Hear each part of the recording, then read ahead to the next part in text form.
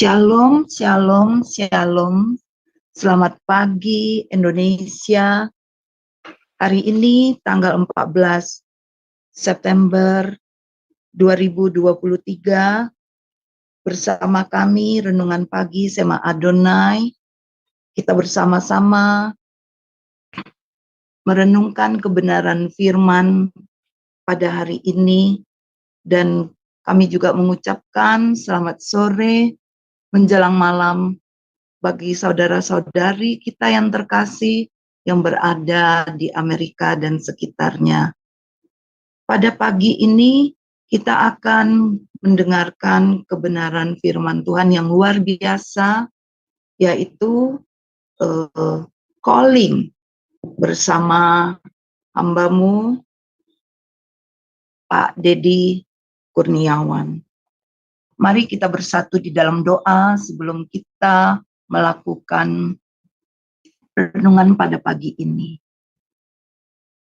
Selamat pagi Bapak. Kami mengucap syukur apapun kondisi kami Tuhan, Engkau berada di sebelah kami. Firman-Mu berkata,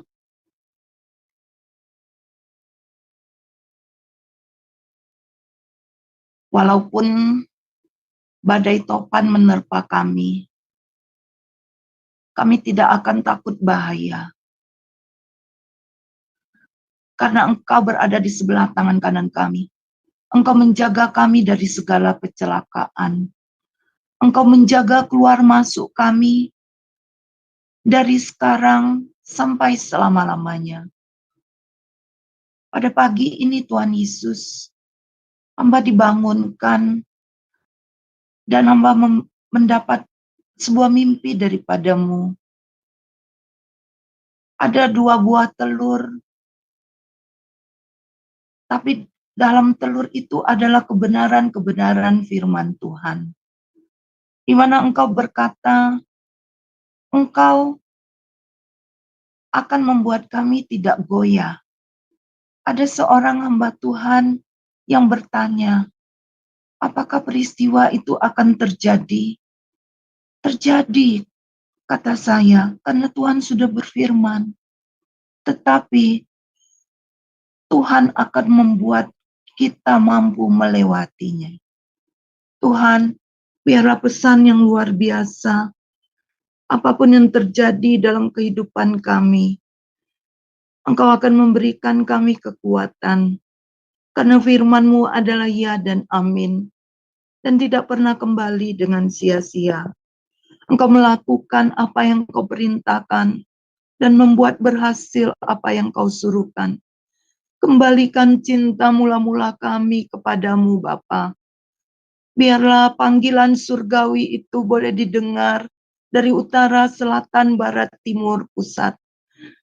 Bahkan kembali kepada diri kami dan seisi rumah kami, tetangga kami, teman-teman kami, rekan-rekan kami di gereja, ataupun di luar sana yang belum menerima Engkau. Jamaah kami semua yang terlibat secara langsung maupun tidak Tuhan, yang ada di multimedia, jamaah kami yang ada di Zoom, jamaah kami dimanapun saat ini sedang mendengar kebenaran firman-Mu. Biarlah di dalam nama-Mu Tuhan Yesus, roh pengenalan dan takut akan Tuhan itu turun, menjamah kami semua, dan kami bersatu hati di dalam nama-Mu Tuhan Yesus. Doa orang benar bila dengan yakin didoakan besar kuasanya. Kuasa mula yang menggiring jiwa-jiwa yang mendengar dan menerima Engkau bersegera menghubungi kami atau gereja-gereja terdekat untuk mereka diselamatkan. Jamaah hamba-Mu secara khusus Pak Dedi Kurniawan yang akan menyampaikan kebenaran firman ini. Biarlah panggilan surgawi itu menjamah dalam nama-Mu Tuhan Yesus. Kan ini pedang bermata dua bagi hamba-Mu dan bagi kami semua. Urapi hamba-Mu, hikmat pewahyuan, isi hati-Mu bahkan tidak mustahil Engkau akan memperlihatkan sesuatu yang hebat dan dahsyat saat kami beribadah pada pagi ini kepada hamba-Mu. Terus berbicara sehingga apa yang disampaikan benar-benar Tuhan Yesus Kristus harus kami kerjakan dan lakukan. Terima kasih Bapa, jamaah pujian penyembahan dalam nama-Mu Tuhan Yesus, sehingga pujian ini membuat kami merasakan Roh Kudus hadir di tempat kami dimanapun kami berada. Terima kasih Bapa, dari awal pertengahan sampai akhir kami serahkan renungan di pagi ini hanya dalam satu nama, Tuhan Yesus Kristus, Tuhan dan Juru Selamat kami. Haleluya, puji Tuhan Yesus. Amin. Saudara-saudariku yang terkasih di dalam Tuhan Yesus, mari kita mendengarkan pujian yang dibawakan oleh Bu Murni. Maukah kau jadi roti? Kami persilakan.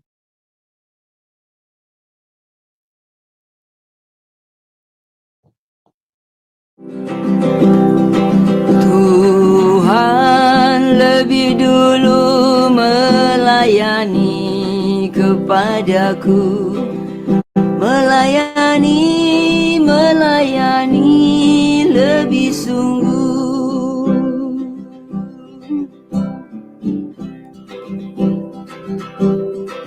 Tuhan lebih dulu mengampuni kepadaku, mengampuni lebih sungguh.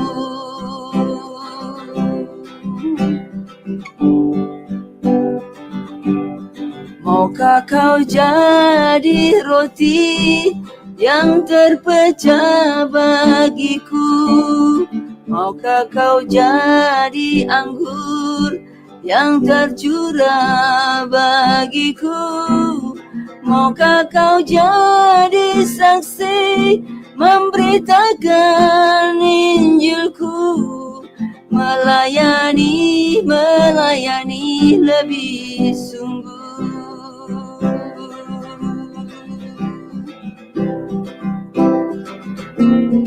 Tuhan lebih dulu melayani kepadaku, melayani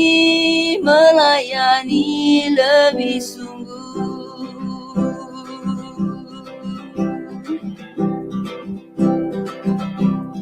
Tuhan lebih dulu mengampuni kepadaku, mengampuni lebih sungguh.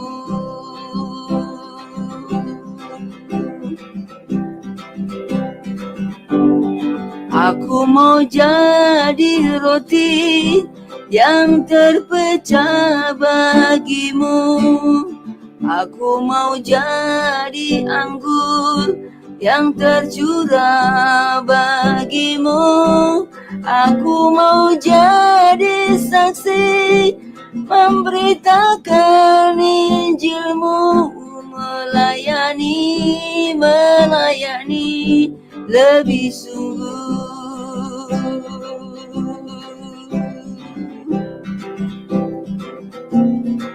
Tuhan lebih dulu melayani kepadaku, melayani lebih sungguh.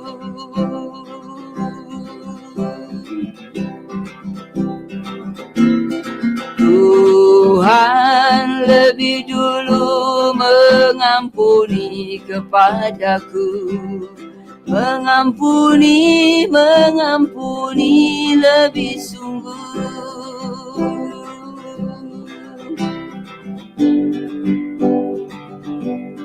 Maukah kau jadi roti yang terpecah bagiku?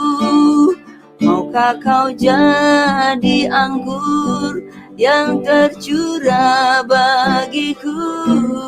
Maukah kau jadi saksi memberitakan Injilku?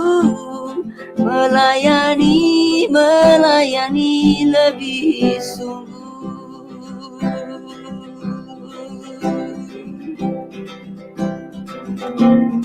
Tuhan lebih dulu melayani kepadaku, melayani lebih sungguh.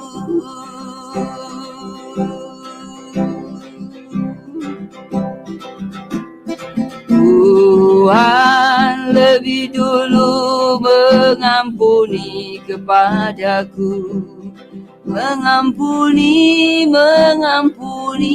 lebih sungguh.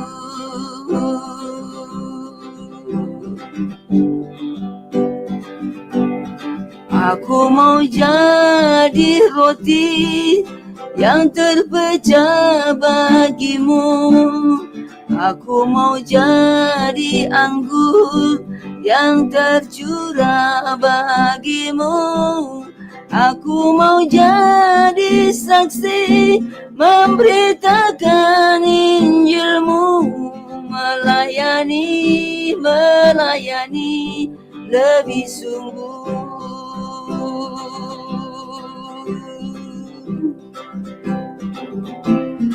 Tuhan lebih dulu melayani kepadaku, melayani lebih sungguh.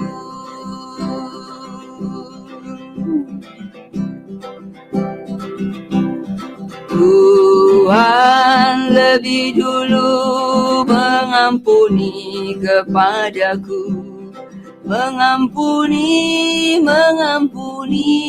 lebih sungguh.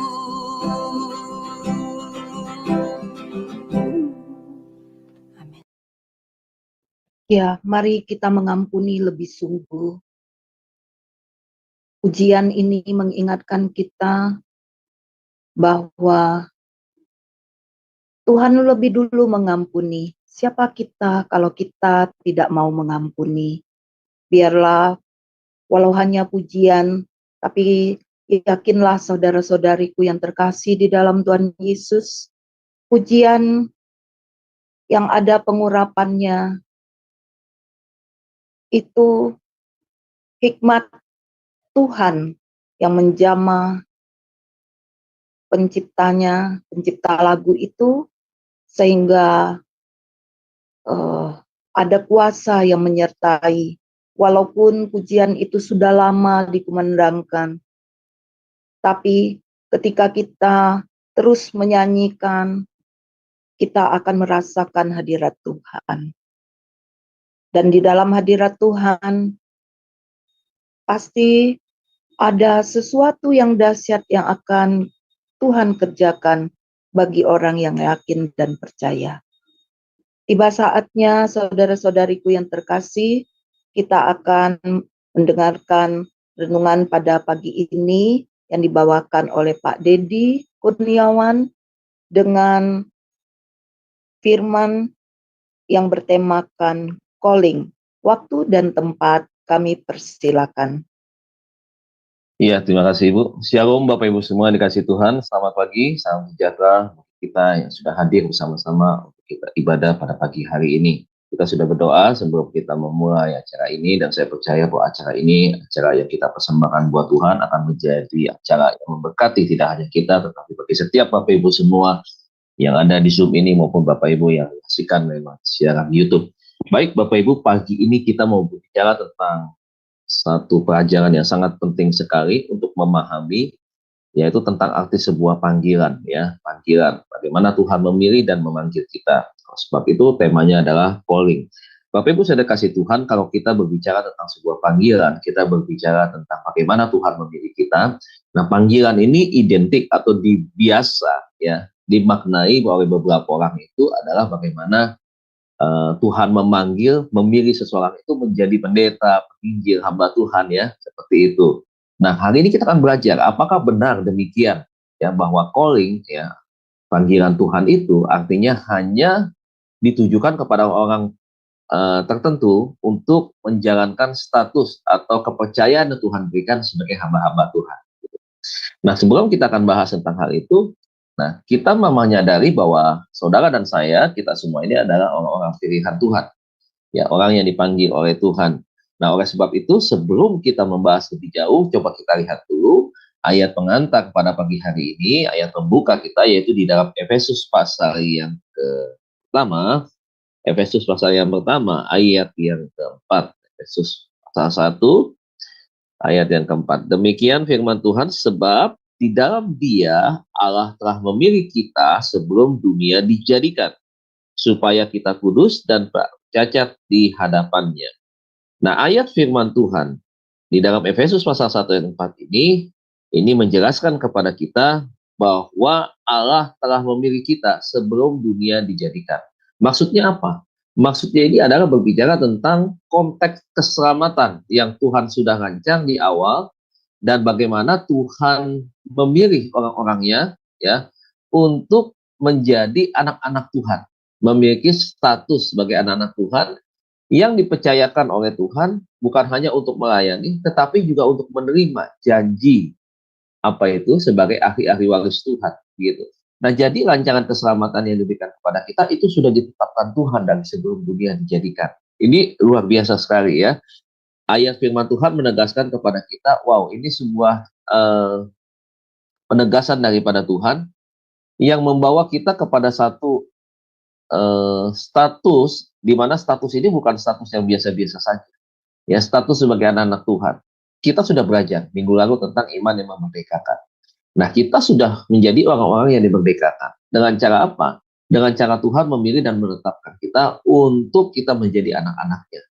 Nah, kita semua adalah manusia yang menerima ya warisan dosa ya ketika manusia jatuh ke dalam dosa, dan kita pun adalah manusia yang rentan dengan segala perbuatan-perbuatan yang mungkin saja kita bisa lakukan, dan itu bersifat satu perbuatan yang membawa kepada dosa misalkan gitu. Nah, inilah Bapak Ibu yang dikatakan bahwa di dalam pemilihan Tuhan ini ada maksud dan tujuan Tuhan. Kalau kita sudah menjadi anak Tuhan, kita sudah menerima rancangan keselamatan, anugerah keselamatan yang Tuhan berikan lewat kematian Tuhan Yesus di atas kayu salib, maka tujuannya adalah untuk apa? Ayat keempat masih ya dikatakan bahwa supaya kita kudus dan tidak bercacat di hadapannya. Jadi lihat cara Tuhan memanggil kita, menetapkan kita dari awal. Tujuannya adalah supaya tadi ya menjadi anak-anak Allah, orang-orang pilihannya, kemudian menjadi ahli waris kerajaan sorga. Tetapi untuk mendapatkan itu, saudara dan saya ini, supaya kita bisa menjaga untuk hidup kudus dan benar di hadapan Tuhan. Ya, maksudnya seperti itu. Sebab kalau kita tidak dipilih Tuhan, kita bukan anak-anak Tuhan, maka untuk hidup kudus dan tidak bercacat di hadapannya Dia, itu bukan hal yang mudah, sangat-sangat susah begitu. Tetapi ketika kita sudah dipilih, kita menjadi anak-anak Tuhan, kita punya status itu, terbangun satu korelasi hubungan yang kuat dengan Tuhan, maka itu bukan sesuatu hal yang sulit. Ingat, segala sesuatu yang kita kerjakan berkaitan dengan iman kita, tindakan iman kita, perbuatan iman kita, itu dituntut oleh Roh Kudus. Jadi bukan satu hal yang kita mengandalkan kekuatan kita sendiri sebagai manusia yang terbatas dan lemah ini, tidak gitu. Tetapi kembali lagi kita mengandalkan Tuhan. Nah, oleh sebab itu saudaraku, mari kita menyadari bahwa panggilan yang Tuhan berikan kepada kita semua itu adalah sebuah kehormatan yang sangat besar bagi kita. Dan oleh sebab itu kita harus menghargai sebuah panggilan yang Tuhan berikan kepada kita. Nah, kalau Tuhan memanggil kita menjadi anak-anaknya, itu bukan berarti ada hal-hal kriteria-kriteria yang Tuhan pilih. Misalkan berdasarkan kriteria-kriteria manusia atau kriteria-kriteria dunia. Tentunya kalau kita berbicara tentang kriteria-kriteria dunia, kriteria manusia, tentunya mereka ingin melihat mengukurnya pun dari sudut pandang dunia. Misalkan berapa besar prestasi yang pernah dicapai oleh orang itu, ya, betapa kesempurnaan orang ini ya di dalam bekerja, di dalam berusaha, di dalam penampilannya, itu akan menjadi sebuah ukuran begitu. Tapi ketika Tuhan memilih, bukan itu. Tuhan memilih karena saudara dan saya punya hati, ya, punya hati yang mengasihi Tuhan, punya hati yang mengasihi sesama. Saudara dipanggil ya untuk menjadi alat kemuliaan Tuhan lewat kehidupan kita sebagai contoh. Nah, inilah yang Tuhan sudah berikan kepada kita sebagai orang-orang yang dipilih dan yang dipanggil Tuhan. Selain memang kita semua adalah orang yang ditebus oleh Tuhan. Nah, inilah Bapak Ibu kalau kita belajar tentang panggilan supaya kita bisa memahami bahwa panggilan itu sifatnya itu adalah bagaimana Tuhan memilih orang-orang tertentu kepada kita, ya, untuk di mana ada tugas yang Tuhan berikan untuk kita kerjakan. Makanya ketika panggilan itu kita terima, maka kepanggilan itu harus kita pegang dengan sungguh-sungguh. Kemudian saudara harus kita lakukan di dalam kehidupan kita, bukan hanya dengan ucapan syukur, tetapi dengan satu tekad yang kuat bahwa hidup saya adalah buat Tuhan ketika saya dipanggil. Jadi ketika saudara dan saya sudah menjadi orang yang dipanggil Tuhan, maka kita nggak boleh lagi kembali kepada kehidupan yang lama. Kehidupan kita semua harus berubah, betul-betul berubah. Harus kelihatan sesuatu yang berbeda. Nah, dari dalam hal apa tentunya? Ya, di dalam hal perbuatan, di dalam hal tindakan, di dalam karakter begitu. Itu harus kelihatan jelas, ya. Jadi jangan sampai kita punya dua sifat. Di satu sisi ada waktu-waktu tertentu sifat anak-anak Tuhannya itu kelihatan, tetapi di satu sisi sesuatu yang tidak kelihatan adalah sifat-sifat yang masih duniawi. Nah, inilah saudaraku, firman Tuhan mengatakan kalau kita hidup di dalam Tuhan, kita harus mematikan berbagai hawa nafsu dunia. Nah, itu ya. Nah, sekarang Bapak Ibu Saudara sekalian, kalau kita berbicara tentang panggilan, ya, panggilan itu ada dua. Panggilan itu ya ada dua bentuk, ada dua jenis. Nah, ini ya yang harus kita pahami nih. Panggilan pertama disebut dengan panggilan umum, ya, panggilan umum. Yang coba kita buka 1 Petrus pasal yang kedua, ya, ayat yang ke-9. 1 Petrus pasal yang kedua, ayat yang ke-9. 1 Petrus pasal yang kedua, ayat 9. Tetapi kamulah bangsa yang terpilih. Ya. Lihat saudaraku. Pertama, bangsa yang terpilih. Imamat yang rajani, ya, punya fungsi keimaman ya di sana. Kemudian bangsa yang kudus, umat kepunyaan Allah sendiri, supaya kamu memberitakan perbuatan-perbuatan besar dari Dia yang telah memanggil kamu keluar dari kegelapan kepada terang yang ajaib. Lihat, tadi saya sudah bilang di awal bahwa kita adalah orang pilihan Tuhan, ya, di mana kita dipilih, dipanggil dalam kaitannya dengan konteks keselamatan. Ya, ketika manusia jatuh di dalam dosa, mereka hidup dalam kegelapan. Sekarang Tuhan sudah memanggil kita, mengubah status kita, ya, menjadi orang-orang yang hidup di dalam kebenaran, artinya hidup ada di dalam terang Tuhan. Nah, sekarang kita kembali ke ayat yang 9, ya. Jadi saudara dan saya ini bangsa yang terpilih. Ini berbicara tentang apa? Ini berbicara tentang panggilan umum, Bapak Ibu Saudara. Ya, jadi kalau kita melihat berbicara tentang orang Kristen, ya, itu mereka menerima sebuah panggilan umum, ya, yang terdapat di dalam firman ini, yaitu bangsa yang terpilih, ya. Apalagi dikatakan imamat yang rajani, ya, ada fungsi keimaman yang melayani Tuhan, ya, punya fungsi juga sebagai raja begitu, anak-anak raja yang melayani raja di atas segala raja, siapa? Tuhan. Nah, dikatakan lagi kemudian punya predikat, ya, bangsa yang kudus disebut. Bangsa yang betul-betul terpilih menjadi sebuah bangsa, ya. Ini konteks daripada bangsa Israel yang dipilih keluar dari Mesir, kemudian dijadikan sebuah bangsa pilihan Tuhan, dan mereka diajak bagaimana mereka memuliakan Allah yang hidup, belajar untuk menghidupi apa yang sudah ditetapkan oleh Tuhan, mempraktekannya di dalam kehidupannya, dan menjaga hidup untuk kudus di hadapan Tuhan. Nah, ini yang dimaksud dengan bangsa yang kudus. Jadi bangsa yang berbeda dengan bangsa-bangsa yang lain. Ini bangsa pilihannya Tuhan begitu. Nah, kita pun demikian, menjadi satu kelompok, ya, menjadi satu kelompok bangsa yang kudus, sebagai bangsa yang Tuhan pilih, menjadi satu komunitas yang tentunya kalau berbicara tentang bangsa berarti kita adalah bagian dari satu kelompok di antara bangsa-bangsa yang ada. Nah, kemudian saudaraku, umat kepunyaan Allah sendiri, tegas status kita bahwa kita ini adalah umat kepunyaan Allah, ya. Nah, dan terakhir, ya, kita diingatkan kembali bahwa kita harus menyampaikan, ya, harus menyatakan, ya, memberitakan segala perbuatan-perbuatan yang besar dari Tuhan. Apa saja itu? Berkaitan dengan keselamatan, berkaitan dengan Dia sebagai juru selamat, berkaitan dengan kehidupan yang akan datang, berkaitan dengan nanti saudaraku, ya, bahwa satu kali Dia akan datang menjadi hakim yang adil. Nah, ini yang harus kita beritakan kepada saudara-saudara kita. Yang lain tentunya yang belum menerima panggilan itu dan meresponi panggilan itu dengan hati yang penuh dengan sukacita. Nah, ini harus kita sampaikan Bapak Ibu, ya. Jadi yang pertama ini berbicara tentang panggilan umum, ya. Nah, panggilan yang kedua, apa itu? Panggilan khusus. Coba kita buka di dalam Yohanes pasal yang ke-15 ayat yang ke-16, ya. Yohanes 15 ayat yang ke-16. Dikatakan apa? Bukan kamu yang memilih aku, katanya. Tetapi akulah yang memilih kamu dan aku telah menetapkan kamu supaya kamu pergi dan menghasilkan buah dan buahmu itu tetap. Supaya apa yang kamu minta kepada Bapa dalam namaku diberikannya kepadamu. Ya, saya ulangi, bukan kamu memilih aku, tetapi aku yang memilih kamu. Dan aku telah menetapkan kamu supaya kamu pergi dan menghasilkan buah dan buahmu itu tetap. Supaya apa yang kamu minta kepada Bapa dalam namaku diberikannya kepadamu. Lihat, saudara, Yesus sedang mempertegas hubungannya dia dengan Bapa. Di sini dikatakan bahwa status kita pun bukan karena kita memilih dia, tetapi dialah yang memilih kita menjadi anak-anaknya, ya, menjadi anak-anaknya. Dan pilihan saudara kepada Tuhan itu, ya, di mana Tuhan ingin bahwa saudara menghasilkan buah di dalam setiap kehidupan kita. Ya, kembali pada konteks Galatia, ya, orang yang sudah dipilih Tuhan hidupnya harus berbuah.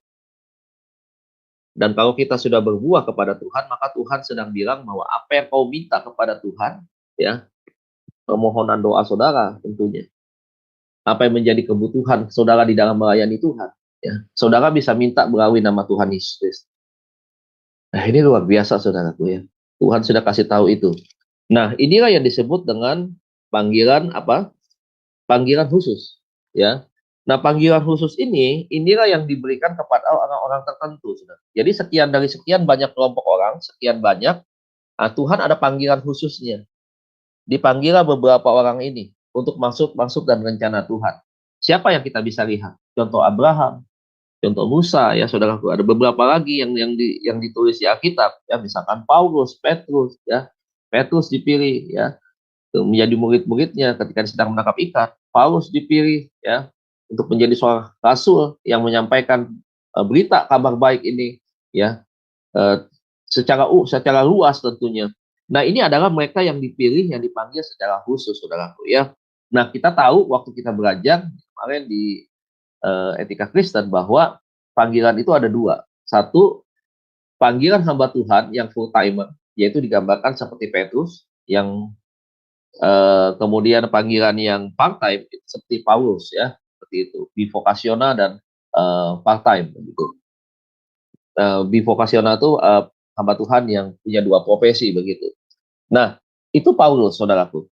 Nah, inilah panggilan-panggilan khusus yang diberikan kepada dia, kepada orang-orang tertentu, dengan maksud dia sebagai alat perantara Tuhan, ya, untuk memberitakan Injil, ya, kemanapun, ya, Tuhan menetapkan dan mempercayakan dia untuk ke beberapa tempat begitu. Termasuk kita semua nih hari-hari ini. Ya, Tuhan kalau memanggil kita mungkin dari pelayan biasa, saudaraku, ya, sering waktu berjalan, ya, kita melayani Tuhan mungkin setahun, 2 tahun, 3 tahun, di dalam prosesnya satu kali bisa saja Tuhan memanggil kita menjadi hambanya, ya, kemudian ada beberapa orang contohnya harus tinggalkan pekerjaan, memilih full time, ya, mengembalakan sebuah jemaat, dan dia setiap hari ada di rumah Tuhan untuk dia melayani setiap kebutuhan jemaat, ya, yang sakit, yang beban berat begitu, ya. Kemudian juga dia mengajar di sana gitu. Nah, ada yang dipanggil seperti ini. Tetapi ada juga yang dipanggil, ya, ketika dia juga itu kemarin berbicara tentang dua profesi begitu. Nah, ini yang disebut dengan panggilan khusus. Jadi ketika ada dipercayakan sebuah panggilan khusus, tentunya dia punya dua tanggung jawab. Tanggung jawab pertama itu adalah panggilan pribadinya dia, yang kedua adalah panggilan Tuhan, ya, yang memilih dia sebagai seorang hamba Tuhan yang diberikan tanggung jawab untuk mengurus atau membina jemaat yang dipercayakan oleh Tuhan, maupun pelayanannya yang dipercayakan. Ya, kalau dia sebagai penginjil, tentunya pelayanan itu dipercayakan kepada dia. Tentunya bukan tugas yang mudah, tapi Tuhan tahu tentang kapasitas saudara dan saya. Dia tidak mungkin memilih orang yang sembarangan. Nah, berbahagialah saudara dan saya ketika dipilih menjadi hamba-hamba Tuhan dengan panggilan khusus. Nah, jangan suka mengeluh, ya, jangan suka menganggap bahwa panggilan ini ada waktu-waktu tertentu, ya, nanti satu kali udahlah, artinya kita boleh nih mengendorkan pelayanan kita begitu, ya. Nah, ini tidak boleh seperti itu. Harus stabil, konsisten. Ketika Tuhan memanggil, tanggung jawabnya juga harus kita kerjakan dengan sungguh-sungguh. Kemudian semangat kita untuk melayani harus tetap sama, bahkan harus lebih meningkat lagi begitu. Nah, ini yang diberikan kepada hamba-hamba Tuhan secara khusus. Termasuk juga mungkin saya, termasuk saya. Saya seringkali juga bilang, ya, ketika kita kumpul dengan teman-teman, saya bilang kok komunitas saya sekarang berbeda. Dulu saya komunitasnya Ya, ada orang pengusaha begitu ya.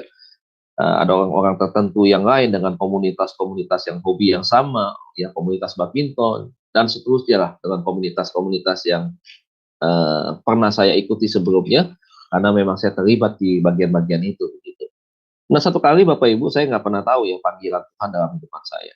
Ya kalau ditanya Pak apa cita-citanya begitu ya, cita saya tuh nggak pernah pengen jadi seorang hamba Tuhan, apalagi bisa mengurus jemaat gitu. Saya nggak pernah kepikir tentang hal itu. Tetapi seiring waktu berjalan ketika Tuhan memanggil saya pertama kali, ya tahun 90 ya, saya gabung kemudian dibaptis di GBI Pak Niko pada waktu itu, di GBI Kasa Pemuda pada waktu itu masih di Senayan. Pak Niko belum sebesar sekarang. Nah kemudian saya dibaptis, ya saya terima Tuhan tahun 90, saya dibaptis tahun 91, di sanalah iman saya mulai bertumbuh, saya mulai belajar, saya mulai cari satu pribadi dulu. Siapa sih Yesus? Saya pelajari tentang Yesus. Kenapa sih dinamakan Yesus? Kenapa sih dia harus hadir ke dalam dunia ini? Saya pelajari. Nah, sehingga waktu berjalan, ikut kegiatan ini, melayani ini, dan seterusnya. Nah, satu kali pada akhirnya, ya kita nggak tahu, sehingga waktu proses berjalan, tiba-tiba semua rencana-rencana yang saya sudah siapkan.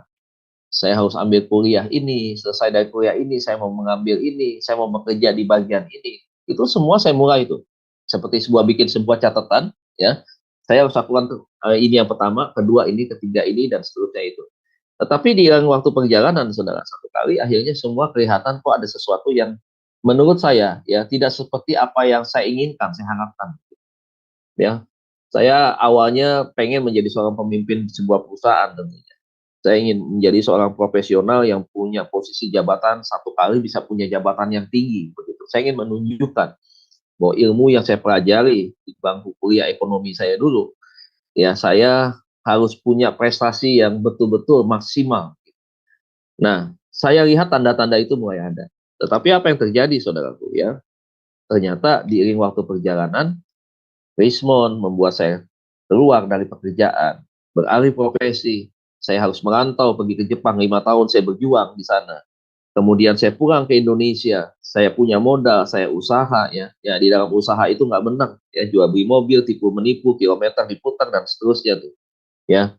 Dan itu masa-masa ketika saya kembali ya. Kemudian beberapa kali saya merintis usaha itu nggak berkembang gitu. Sampai akhirnya saya stop, modal saya hentikan, kemudian saya alihkan ke investasi yang lain. Nah satu kali nih Bapak Ibu ya, satu kali eh, ketika waktu itu berjalan, ada panggilan yang begitu kuat di dalam diri saya. Nah saya sempat bekerja pada waktu itu, jabatan posisi enak. Saya berpikir saya harus teruskan kembali apa yang menjadi cita-cita saya untuk mencapai satu kedudukan penting di dalam sebuah perusahaan, menjadi top level manajemen yang tinggi begitu. Nah, satu kali akhirnya saya bekerja. Saya dibawa oleh seorang pemegang saham, tentunya menjadi orang pilihannya dia untuk bekerja di perusahaan itu. Nah, sampai akhirnya waktu saya bekerja, belum ada tanda-tanda sama sekali. Tetapi ketika saya bekerja sudah cukup agak lama, kemudian tentunya ya dengan berbagai fasilitas tentunya karena bekerja dengan cukup lama, cukup baik bekerjanya, ya akhirnya saya melihat ada sesuatu kayaknya yang begitu kuat di dalam diri saya mau melayani Tuhan lebih lagi. Saya melayani Tuhan lebih lagi. Nah, entah bagaimana sampai kepada satu titik tahun 2011 itu, tiba-tiba saudara, ya tiba-tiba, entah bagaimana, ya satu kali saya memutar balik kendaraan saya, tiba-tiba saya ingat Pak Niko punya STT. Pak Niko punya STT, oh hati saya kuat banget, pengen sekali kuliah. Lalu saya kontak istri saya, memang saya sempat ngomong, pengen sekolah nih, sekolah teologi ya. Tapi beberapa waktu kemudian sebelumnya itu ya, dia sempat bilang, udah nggak usah belajar lah, sekolah teologi ya, ngapain sih mau kuliah lagi, dia bilang begitu. Dan dia nggak tahu kan, ada sesuatu yang di dalam hati saya ini rasanya begitu kuat, membuat saya nggak nyaman begitu. Nggak nyaman artinya begini, saya harus mau tahan-tahan begitu, rasa-rasanya nggak enak juga. Nah sampai akhirnya itulah, saya pergi, saya belok, saya putar kendaraan, saya ke Tanjung Duren, dan saya mendaftar Bapak Ibu. Saya mendaftar, saya bilang, Pak, saya mau daftar kuliah. Lantas adminnya bilang begini, Pak Iksan Paropo bilang begini ke saya, ya, Pak Pendeta Iksan Paropo itu dekat dengan saya. Dia bilang, bro, dia bilang, udah lewat 3 kali loh mata kuliah loh, dia bilang. Mau daftar telat nanti, ngulang lagi, apa tahun depan, apa semester depan atau tahun depan aja, dia bilang. Dia bilang, udah nggak apa-apa, anggap aja hutang 3. Saya bilang, tapi kalau masih bisa masuk, saya masuk. Ya bisa sih, dibilang gitu. Akhirnya saya masuk. Nah, ketika masuk itulah Bapak Ibu, saya bersukacita sekali 2011 itu. Ya, saya mulai belajar sekolah teologi ya. Oh, hati saya damai, hati saya tenang. Nah, akhirnya saya lanjutkan studi itu terus dari 2011 sampai saya berhenti di 2018. Ketika saya 2018 berhenti, ya, akhir-akhir 2018 itu, barulah di situ saya merasakan ada sesuatu yang lebih daripada sekedar sebuah panggilan. Lantas saya sering merenung, Tuhan, inikah tanda-tandanya Tuhan memilih saya, mau memanggil saya, untuk saya lebih melayani Tuhan lagi. Bukan sekedar jemaat, bukan sekedar ketua komsel, bukan sekedar orang yang aktif ya di dalam setiap komsel-komsel ya, di luar gereja kita begitu. Ternyata tapi Tuhan pengen yang lebih. Inikah sebuah tanda-tanda itu? Ternyata ketika waktu itu terus berjalan dan itu mulai terlihat. Dan ternyata benar. Ah, benar bahwa Tuhan ada sesuatu yang Tuhan percayakan kepada saya lebih lagi daripada sekedar sebuah pelayanan yang biasa saja. Dan akhirnya saya belajar selesai. Ketika saya selesai, sebelum saya selesai, ya saya diutus, saya dipercayakan, saya diangkat. Ya mulai dari departemen teologi ya saya mengajar di sana, ya bidang pernikahan, ya pengajaran-pengajaran dasar, PA begitu ya. Sampai pada akhirnya penetapan saya, pengangkatan saya sebagai seorang pendeta di GBI, saudara. Ya dimulai dari PDP ya tahun 2018 itu ya. Kemudian pada akhirnya terus waktu berjalan sampai dengan hari ini, dan kemudian dipercayakan jadi wakil gembala, kemudian menjadi eh, mentor gembala-gembala cabang, sampai dengan hari ini diberikan suatu tempat untuk menjadi gembala. Saudara, kalau saya bukan amati, renungkan perjalanan hidup, ternyata itu Tuhan luar biasa ya. Tuhan lebih tahu dari apa yang kita inginkan sebenarnya.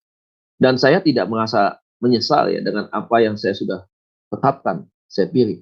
Ini menjadikan sebuah kehormatan buat saya. Ya, walaupun saya nggak berhasil menjadi top manager di dalam sebuah perusahaan, tetapi saya bersyukur. Kenapa saya bersyukur? Ya, saya ada satu panggilan yang memang Tuhan berikan dulu itu jauh dibandingkan dengan jabatan-jabatan yang lain. Dan saya bersukacita hari ini melayani Tuhan. Ya, saya bersyukur saya menjadi orang-orang pilihan Tuhan yang menerima panggilan khusus tentang hal itu. Makanya ketika saya mau melayani, ketika saya dipilih Tuhan menerima panggilan khusus itu, saya bilang sama Tuhan, saya mau melayani Tuhan dengan lebih sungguh lagi. Saya ingin harus lebih baik ke depan, harus lebih baik, lebih baik, lebih baik, sambil belajar, memperbaiki diri, kemudian belajar lagi untuk semakin menjadi sesuatu yang kurang, saya harus perbaiki di dalam diri saya. Saya menyadari posisi saya bukan orang yang sempurna. Pelayanan saya bukan pelayanan yang hebat. Tetapi yang saya ingin beritakan bahwa Tuhan yang hebat yang di dalam saya, itu adalah yang harus saya beritakan. Nah ini seperti apa yang Tuhan bilang. Tuhan milih kita untuk kita berbuah. Dan kemudian kalau kita berbuah, kita melakukan perbuatan-perbuatan yang besar lewat nama Tuhan. Dan jangan pernah lupa, artinya apa? Kita memberitakan tentang Dia.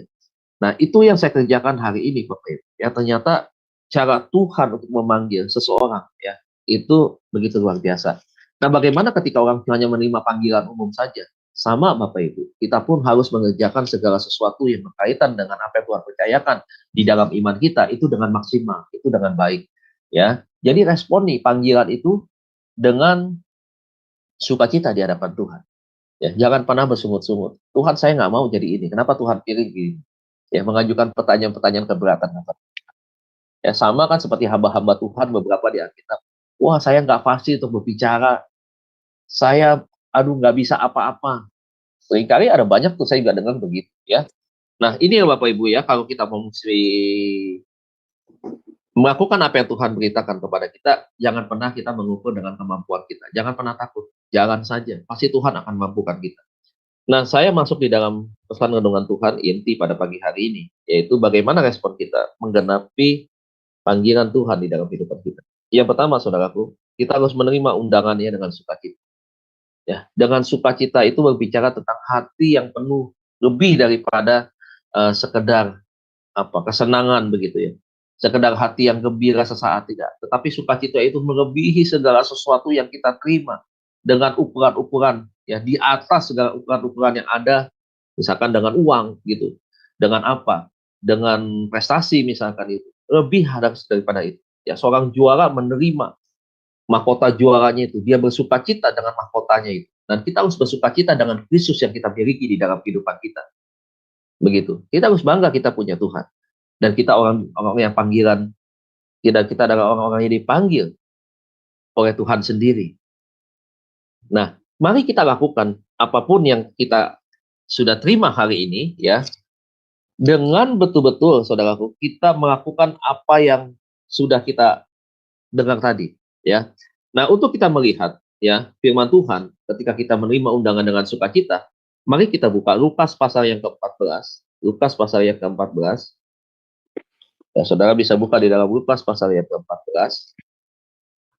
Ayat yang ke-17 sampai dengan 20 ya firman Tuhan. Tapi kita nggak usah baca, kita lihat ayat 24 ya. Lukas 17 ayat yang ke-24. Saudara bisa baca ayat yang ke-17 sampai dengan 20 sampai dengan 20 dan lompat lagi ke ayat ke-24. Lukas pasal 14 ayat yang ke-17 sampai dengan 20. Ya, ayat yang ke-24.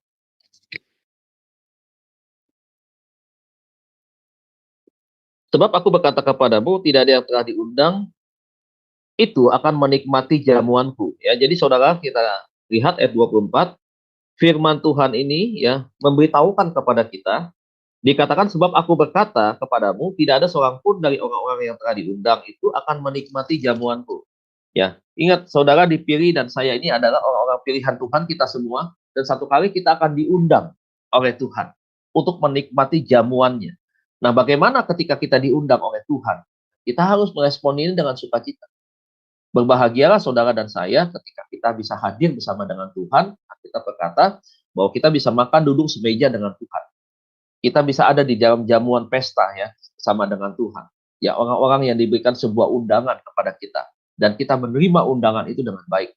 Jujur ya Bapak Ibu ya, kalau kita berbicara tentang undangan tentunya. Kadang-kadang saya pernah begini, bukan kadang-kadang nih ya, ada saja misalkan orang yang menerima undangan dari orang penting, ya begitu senang sekali, wah begitu bangganya mereka menerima undangan tersebut. Saya diundang ya, dengan seorang pejabat A, pejabat B, gitu. Bahkan diundang presiden sekalipun begitu ya. Wah sebuah kehormatan, sangat sukacita. Bapak Ibu coba lihat, bagaimana Tuhan ketika mengundang kita. Kita ini menjadi undangan tamu-tamunya Tuhan. Coba, betapa terhormatnya posisi kita menjadi orang yang diundang oleh Tuhan. Menjadi tamu-tamunya Tuhan. Di acaranya Tuhan. Wow, keren banget begitu. Nah, panggilan yang dia berikan kepada kita, undangan yang sudah diberikan dan kita terima hari ini, mari Pak Bu kita sambut dengan sukacita. Layanilah Tuhan dengan sungguh-sungguh. Bersukacitalah senantiasa Pak Bu ketika kita melayani. Ingat, fokus kita adalah untuk Tuhan. Saya selalu ingatkan bahwa apapun yang kita kerjakan seolah-olah untuk Tuhan. Memberi yang terbaik segala sesuatu untuk Tuhan terlebih dahulu. Ya, saya yakin ketika kita bekerja, kita melayani, yang kita utamakan seolah-olah untuk Tuhan, maka hasilnya akan menjadi yang terbaik. Ya, jangan kita melayani, ya, kita melakukan segala sesuatu yang kita berikan adalah untuk kita sendiri. Kita berikan sesuatu buat orang lain, begitu atas nama Tuhan, tetapi yang kita ambil adalah untuk diri kita sendiri, pengakuan orang lain, ya jempol orang lain kepada kita yang kita terima, ya. Bukan itu. Ya. Mari kita sadari bahwa posisi kita hari ini sebagai orang panggilan Tuhan, orang-orang yang dipanggil oleh Tuhan, ya kita responi dengan sukacita penuh di hadapan Tuhan. Itu yang pertama. Yang kedua, saudaraku, bahwa Tuhan memanggil dan diri saya, saudara dan saya, adalah untuk mengembangkan karunia dan talenta. Ya, di dalam Matius pasal 25 ayat 14 sampai 30. Saudara bisa baca ya, Matius 25 ayat 14 sampai dengan 30. Tuhan mau mengembangkan talenta kita. Setiap kita diberikan talenta. Nah, oleh sebab itu talenta yang Tuhan berikan kepada kita harus kita kembangkan. Begitu. Ada yang tanya sama saya, Pak, saya diberikan talenta nggak di dalam berbisnis? Kan saya orang yang senang untuk mengembangkan bisnis. Ya Tuhan taruh itu, kembangkanlah itu dengan baik. Tapi hati-hati di dalam bisnismu. Kau harus berbeda dengan orang yang melakukan bisnis yang dengan cara-cara yang dunia, cara-cara yang tidak baik, cara-cara yang kotor. Jangan di dalam bisnismu kau merugikan orang lain. Jangan ketika mengembangkan bisnis itu, ya, kau tidak membawa kemuliaan Tuhan di dalam bisnis itu. Kau harus memulai dengan ucapan syukur kepada Tuhan dan kau harus menghadirkan Tuhan di tengah-tengah usaha. Ya, kalau kau dagang, jangan kau merugikan orang lain dengan cara-cara yang tidak baik. Jangan mengingini barang sesamamu. Itu kan sama juga tuh, mengambil duit orang lain dengan cara-cara yang tidak baik. Ya, tipu muslihat ini itu dipakai di dalam bisnis. Nggak usah begitu. Nggak usah takut kalau saya nggak menjalankan bisnis ini dengan cara-cara yang nggak benar nih Pak. Yang nggak menyimpang. Kapan saya kaya Pak? Kapan saya berhasil? Kapan saya bisa bayar bunga bank? Kapan saya bisa bayar cicilan? Begitu. Wajar apa bisnis itu nyimpang dikit-dikit, ke kiri lebih banyak, nggak apa-apa lah Pak. Ya nggak apa-apa menurut kamu, menurut Tuhan nggak bisa begitu. Kalau kau mau bisnis Tuhan, menghadirkan Tuhan di sana, maka prinsip bisnis ada prinsip kebenaran. Kalau kau menghasilkan, mengembangkan talentamu, kau pelayanan buat Tuhan, kau jangan pasang tarif, bos. Ya, kau pasang tarif PK-mu berapa 1 jam ketika kau berkhotbah, 45 menit ketika kau berkhotbah, tidak 1 jam misalnya. Kau melayani jadi WL, kau berharap ada sesuatu dari sana. Nggak usah, Tuhan tahu. Satu kali Tuhan akan kirimkan itu. Nggak usah minta-minta. Kita belajar nih di etika pelayanan besok Sabtu, saudara. Ya, bahwa ketika kita menjadi hamba Tuhan, mari kita kembangkan talenta yang Tuhan percayakan buat kita itu. Lipat gandakan itu. Jangan berkata, wah saya tidak bisa, saya tidak bisa. Ketika kita dipercayakan, Pak, ayo Pak, belajar dong Pak. Untuk kita belajar sharing misalkan, pimpin doa misalkan. Ya, wah saya bukan pendoa, saya nggak bisa dong, nggak bisa. Buat Tuhan jangan berkata apapun nggak bisa, saudara. Ingat nih, kalau buat Tuhan, jangan kita berkata, oh saya nggak bisa, saya nggak bisa. Ketika pemimpin kita mempercayakan kita, ya kerjakan itu, lakukan itu, saudara. Ya, tidak ada seorang pun yang ketika ditunjuk memulainya dengan kesempurnaan itu tidak ada. Semua yang kita kerjakan hari ini termasuk buat pelayanan itu adalah kita mulai dari sesuatu yang kecil, dari sesuatu yang kita belajar semakin bisa. Bukan langsung kita full langsung bisa. Saudara pikir saya dulu bisa bawa khotbah? Nggak bisa, saudara. Bawakan sharing nggak bisa. Di depan 3-4 orangnya sudah gemeteran, nggak bisa. Tetapi lama-lama bisa. Kenapa? Kita punya tekad, harus punya keinginan yang kuat untuk kita mau belajar. Dan apa yang kita kerjakan ini adalah untuk pelayanan, untuk Tuhan begitu. Jangan pernah menolak-nolak. Kadang-kadang saya agak ini juga ya, bukan marah, bukan kecewa gitu. Agak sedih melihat itu. Oh jangan. Disuruh doa nggak mau. Disuruh bersaksi saudaraku di ponsel nih. Yang udah teman-teman yang setiap hari ketemu, setiap minggu. Nggak berani Bapak Ibu. Jadi nggak pernah bercerita bahwa Tuhan menolong dia tuh. Ya setiap hari Tuhan tolong dia. Hari kedua, hari ketiga, sampai terus mungkin seminggu, bahkan 2 minggu, 1 bulan, 3 bulan begitu. Nggak pernah berani untuk bersaksi. Bagaimana kita menjadi orang-orang pilihan Tuhan? Bagaimana kita bisa mengembangkan karunia dan talenta kita di dalam memperlengkapi pelayanan kita kalau semua itu kita tutup? Setan senang banget tuh model-model yang kayak begitu. Ya, bagaimana kita bisa menjadi berkat buat orang lain?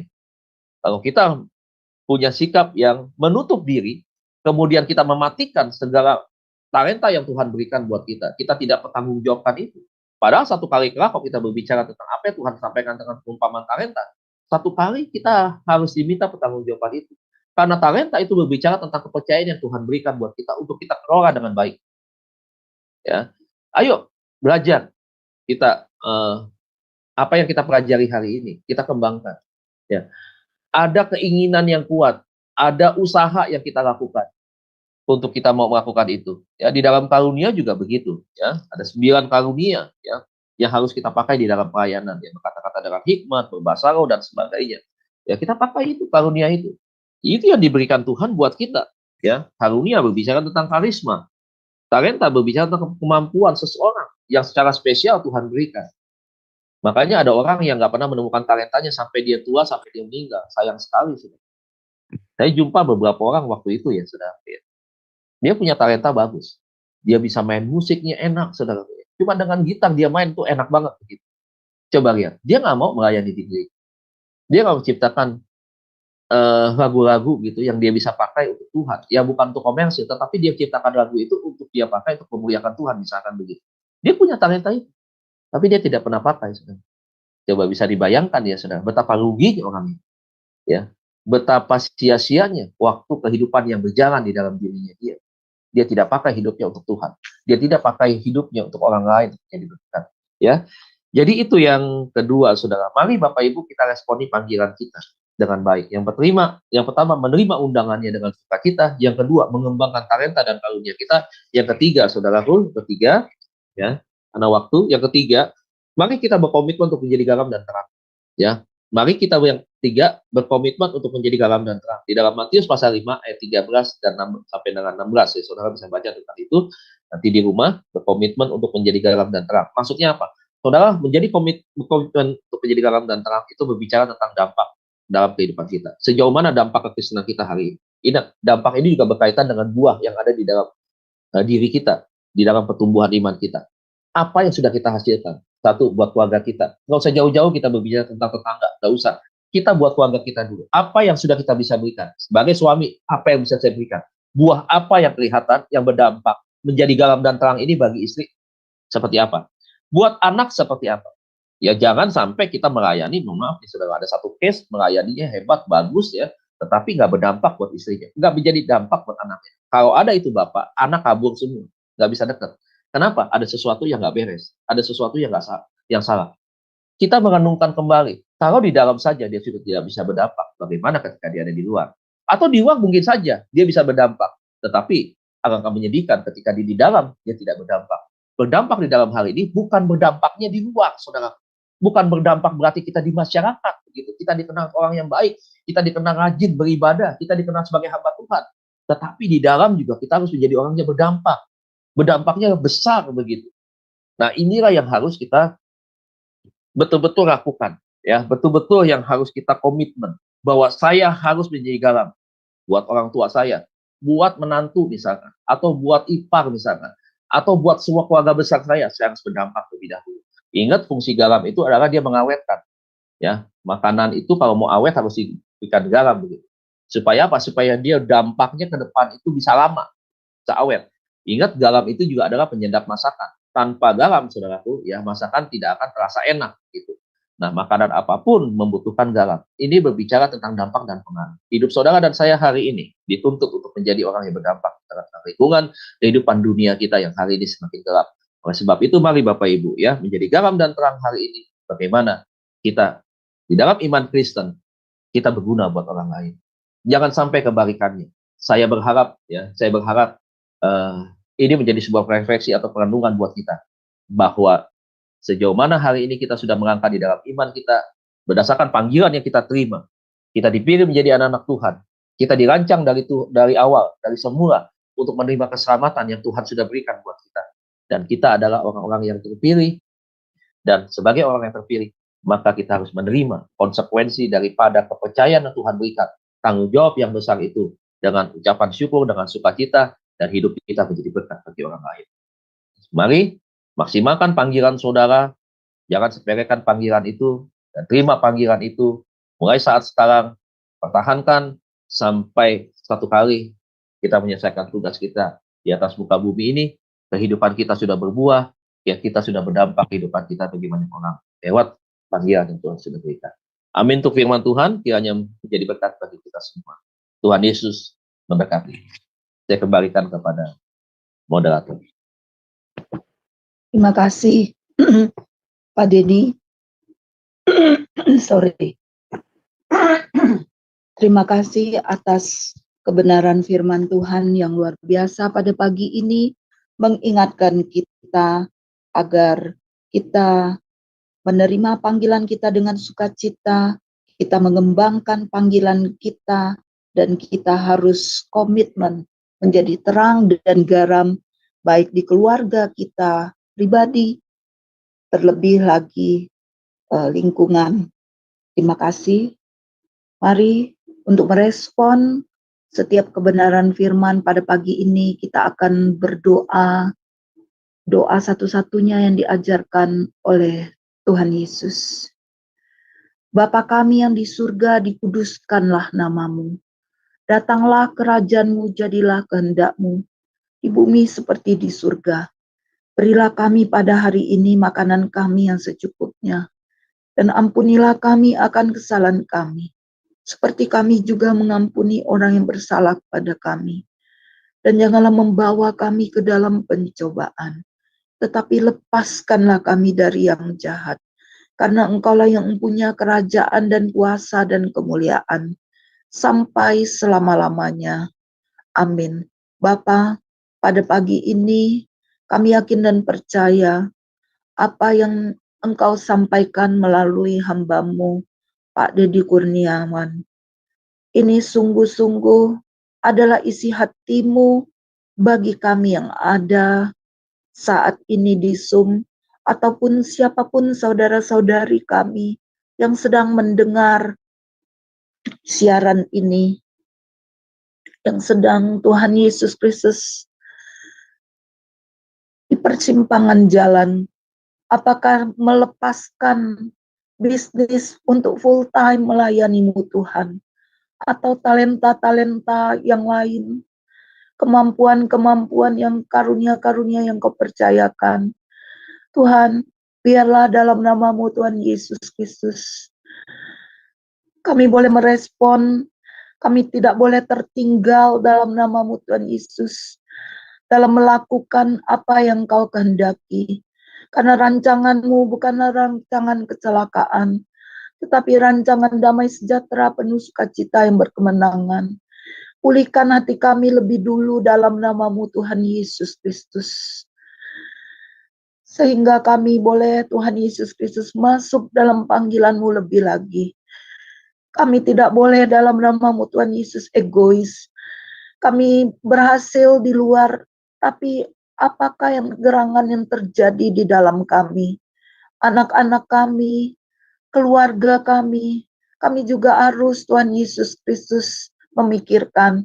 Karena dari buahnya lah orang akan melihat keberhasilan dari pelayanan kami itu, Bapa.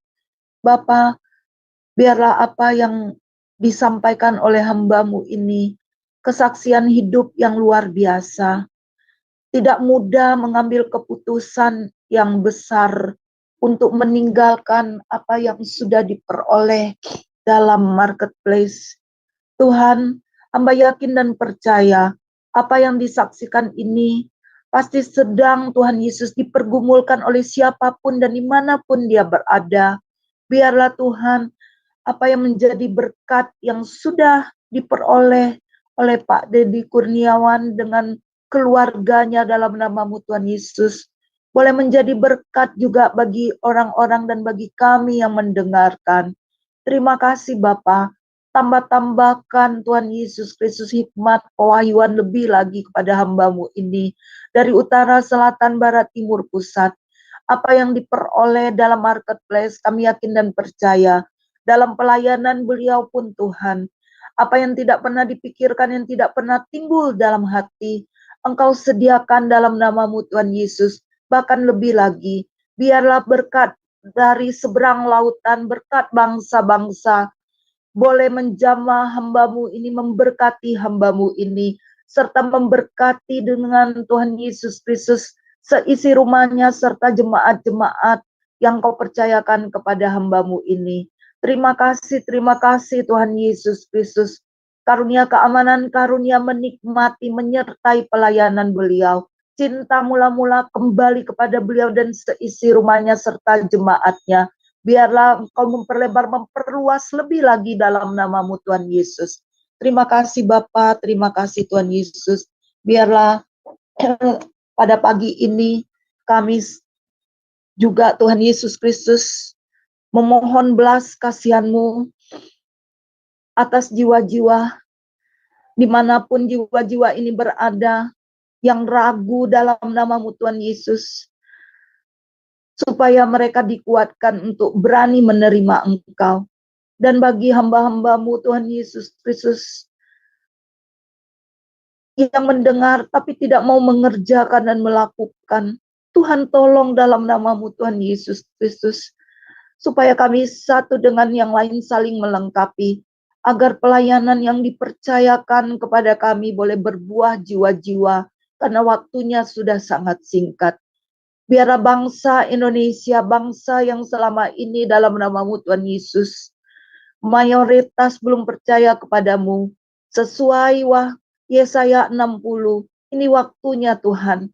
Engkau membuat bangsa kami dalam nama-Mu Tuhan Yesus Kristus, menjadi bangsa yang besar, yang percaya kepadamu. Engkau yang melakukan pembalikan keadaan, kebenaran firman ini dalam nama-Mu Tuhan Yesus Kristus membuat orang yang ragu itu dalam nama-Mu Tuhan Yesus boleh berbalik dan menjadi alat-Mu. Percepatan boleh terjadi dan mereka siap menjadi penuai-penuai di akhir zaman. Terima kasih Bapa, di dalam nama-Mu kami berdoa mengucap syukur, haleluya, amin. Mari saudara-saudariku, kita mendengar pujian yang kedua, apakah jawabmu? Kami persilakan.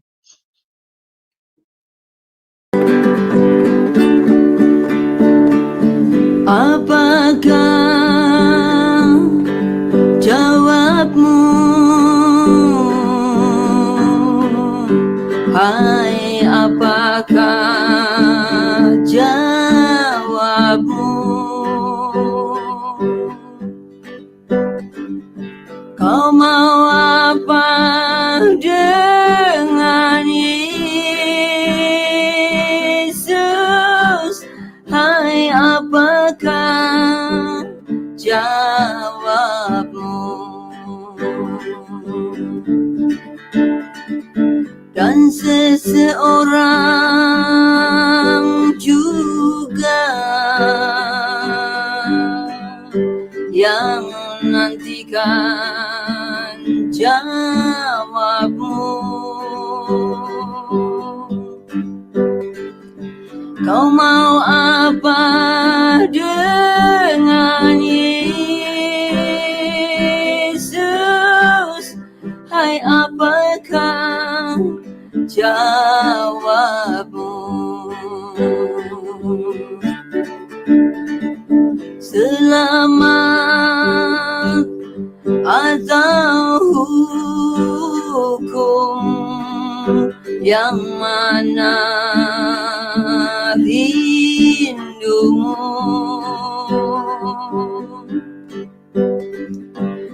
Kau mau apa dengan Yesus? Hai, apakah jawabmu? Apakah jawabmu? Apakah jawabmu?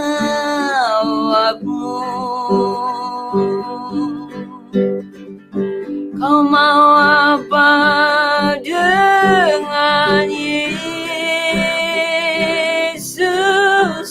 Hai, apakah jawabmu? Dan lagi pun sengsara yang telah ditanggungnya,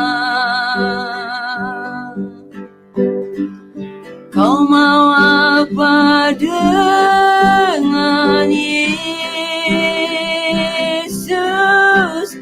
Hai, apakah jawabmu?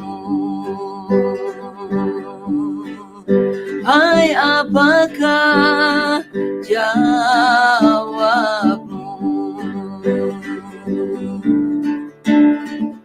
Selamat atau hukum, yang mana rindumu? Kau mau apa dengan Yesus? Hai, apakah jawabmu? Apakah jawabmu? Apakah jawabmu? Kau mau apa dengan Yesus? Hai, apakah jawabmu?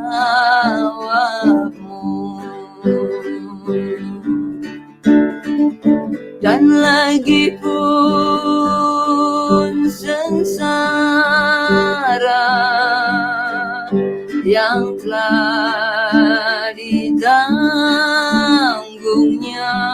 Kau mau apa dengan Yesus? Hai, apakah jawabmu? Hai, apakah jawabmu?